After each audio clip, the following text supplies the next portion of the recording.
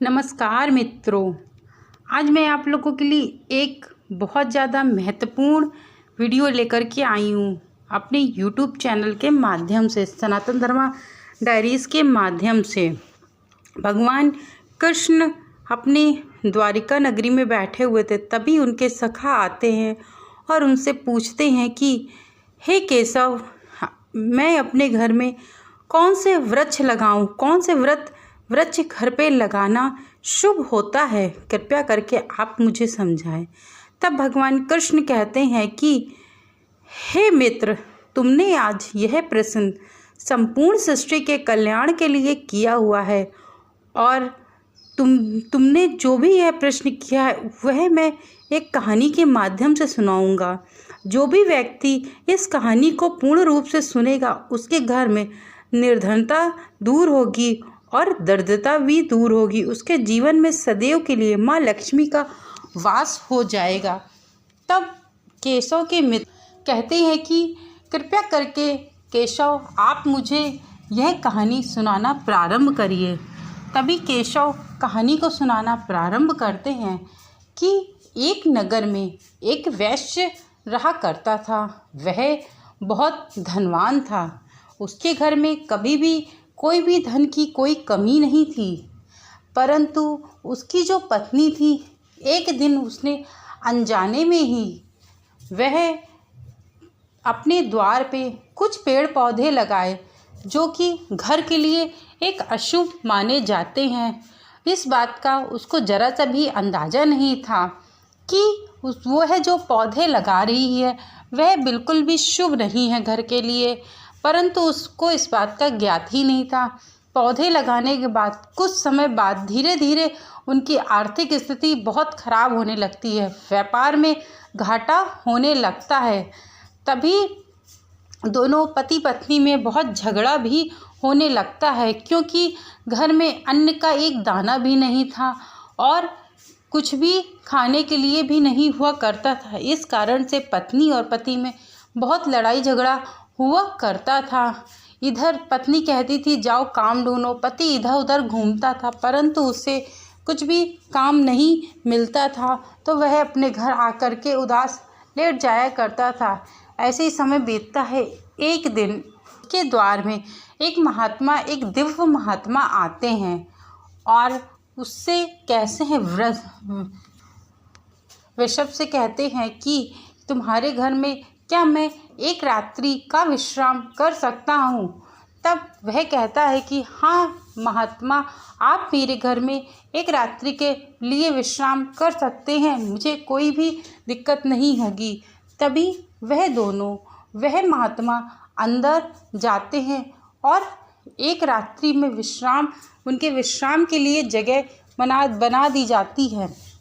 वह महात्मा वहाँ बैठ जाते हैं और वृषभ से कहते हैं कि हे वृषभ, क्या तुम मुझे भोजन नहीं कराओगे। तब वह सोच में पड़ जाता है कि मेरे घर में तो एक आज अन्न का दाना नहीं है। तभी वह महात्मा से कहता है कि नहीं, क्यों नहीं, आप विश्राम करिए, मैं आपके खाने का प्रबंध करता हूँ। उसके घर में एक भी अन्न का दाना नहीं था, फिर भी वह गया बाजार में। एक सेठ रहा करता था नगर में। सेठ के पास जाता है वो वैश्य। जब सेठ के पास पहुंचता है, उससे कहता है कि क्या तुम मुझे कुछ रुपए उधार दे सकते हो। तो सेठ तुरंत ही मना कर देता है, क्योंकि वह जानता था कि मैं अगर इसको पैसे उधार दे दूंगा तो यह वापस कहाँ से करेगा फिर से। इस कारण से वह मना करने लगता है। तब वैश्य कहता है कि मैं तुम्हारे पैसे वापस अगर ना कर पाऊँ तो तुम यह जो मेरा मकान है यह तुम ले लेना।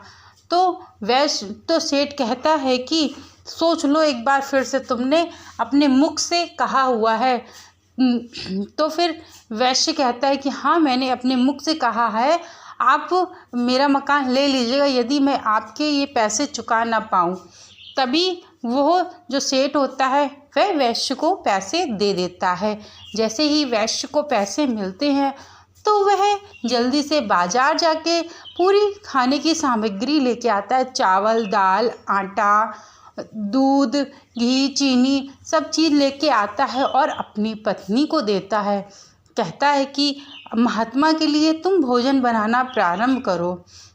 जैसे ही महात्मा भोजन कहते हैं ग्रहण करने के लिए, तुरंत ही उसकी पत्नी भोजन बना करके ला के एक सुंदर सी थाली में सजा करके देती है। और देने के बाद महात्मा भोजन करके बहुत तृप्त हो जाते हैं और वह कहते हैं कि तुम्हारे घर का भोजन बहुत शुद्ध और सात्विक है और बहुत शुद्धता से बनाया हुआ है। मैं भोजन खा करके बहुत तृप्त हो गया हूँ, तुम अगर कुछ चाहो तो मुझसे मांग सकते हो। तभी वैश्य कहता है कि हे प्रभु, मेरे घर में कभी किसी चीज़ की कोई कमी नहीं थी। मैं सदैव से भगवान विष्णु और माँ लक्ष्मी की पूजा आराधना करता था। प्रत्येक बृहस्पतिवार को हम दोनों पति पत्नी पूजा आराधना किया करते थे, परंतु इधर कुछ वर्षों से हमारे जीवन में दरिद्रता फैली पड़ी हुई है। वह जाने का नाम ही नहीं लेती है। तभी वह महात्मा कहते हैं कि मुझे पता है, जिस समय मैं तुम्हारे द्वार पे खड़ा था उसी समय मैं समझ गया था कि तुम्हारे घर पे बहुत ज़्यादा दरिद्रता फैली पड़ी हुई और तुम लोग बहुत परेशान हो। महात्मा कहते हैं कि तुम्हारी पत्नी में अनजाने में ही सही, परंतु अपने मुख्य द्वार पे कुछ ऐसे पेड़ पौधे लगा करके रखे हैं जिनको मुख्य द्वार पे नहीं लगाना चाहिए। तब वैश्य कहता है कि हे महात्मा, कृपया करके आप मुझे समझाएं कि अपने घर पे कौन से पेड़ पौधे लगाने चाहिए। तभी महात्मा कहते हैं कि घर में सबसे अच्छा होता है कि यदि आप अपनी श्रद्धा अनुसार पीपल का वृक्ष किसी तालाब के पास लगाते हैं और तालाब का पत्ता यदि पीपल का वृक्ष का पत्ता तालाब में जाके गिरता है, नदी में गिरता है जाके, तो इससे आपके पिंड जो आपके पूर्वज होते हैं उनको पिंड भी मिल जाता है उसी पत्ते से और आपको आशीर्वाद मिलता है। और पीपल के वृक्ष में स्वयं श्री हरि विष्णु का निवास होता है। वहीं नंबर 2 पे है केले का वृक्ष आप अपने घर पे लगा सकते हैं और इससे श्री हरि विष्णु का आशीर्वाद मिलता है। तुलसी का पौधा भी आप अपने घर पे लगा सकते हैं, क्योंकि तुलसी से भी भगवान श्री हरि विष्णु का जुड़ाव है, क्योंकि तुलसी का भी विवाह भी स्वयं श्री हरि विष्णु के साथ ही हुआ है। और नंबर 4 पे है वही आंवले का पौधा।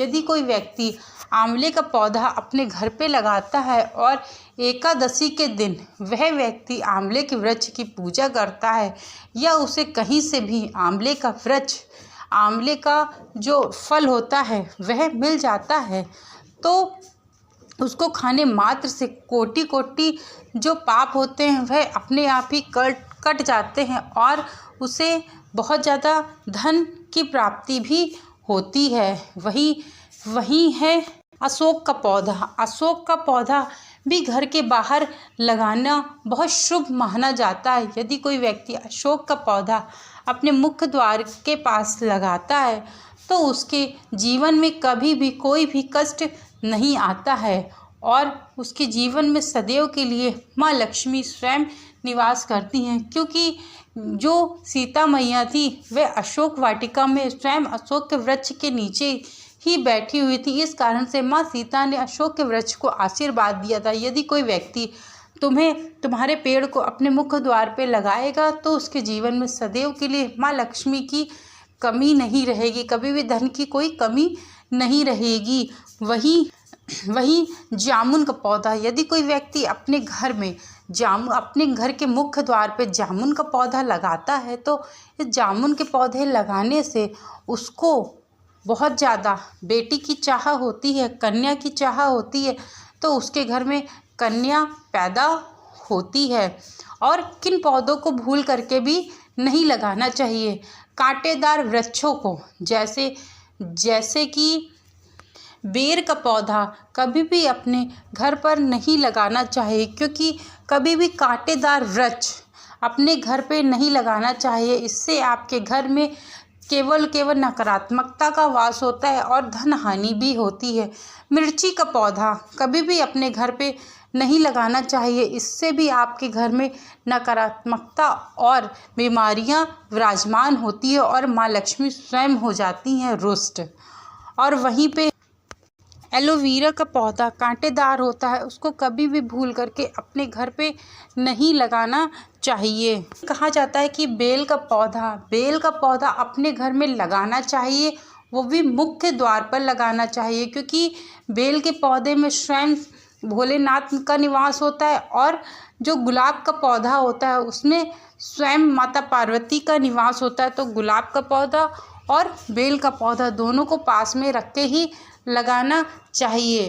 तभी इस तरीके से धीरे से जो ब्राह्मण होते हैं, जो महात्मा होते हैं, वह वहाँ से अंतर ध्यान हो जाते हैं। तभी वह दोनों पति पत्नी समझ जाते हैं कि यह कोई और नहीं बल्कि स्वयं श्री हरि विष्णु ही हमारा मार्गदर्शन करने के लिए आए हुए थे। इस प्रकार से सभी पेड़ पौधे जितने खराब थे उनकी पत्नी हटा करके पूर्णतः ही सब अच्छे वृक्ष लगा देती है, जिससे उनके अच्छे फल की प्राप्ति होती हो। दिन प्रतिदिन जैसे जैसे समय बीतता है तो उनके यहाँ जो धन हानि होती है वह दूर हो जाती है और धन सदैव के लिए घर पे निवास करने लगती है। तभी भगवान कृष्ण अपने सखा से कहते हैं कि अपने मित्र से कहते हैं कि मैंने तुम्हें कौन से पौधे घर पे लगाना चाहिए और कौन से पौधे घर पर भूल करके भी नहीं लगाना चाहिए, इसके बारे में संपूर्ण जानकारी सखा मैंने तुम्हें दे दी है। और यदि कोई व्यक्ति इन पौधों को घर पे लगाता है तो उसके जीवन में सदैव के लिए माँ लक्ष्मी की कभी कोई कमी नहीं होगी। स्वयं शंभुनाथ और मेरा यानी कि विष्णु जी का आशीर्वाद आप सभी लोगों को प्राप्त होगा। और आपको कांटेदार वाले पौधे भूल करके भी घर पे नहीं लगाने चाहिए। मित्रों, मेरे द्वारा बनाए गए यह वीडियो आप लोगों को अच्छा लगा हो तो चैनल को लाइक शेयर सब्सक्राइब करना मत भूलिएगा। Thank you so much video को वॉच करने के लिए।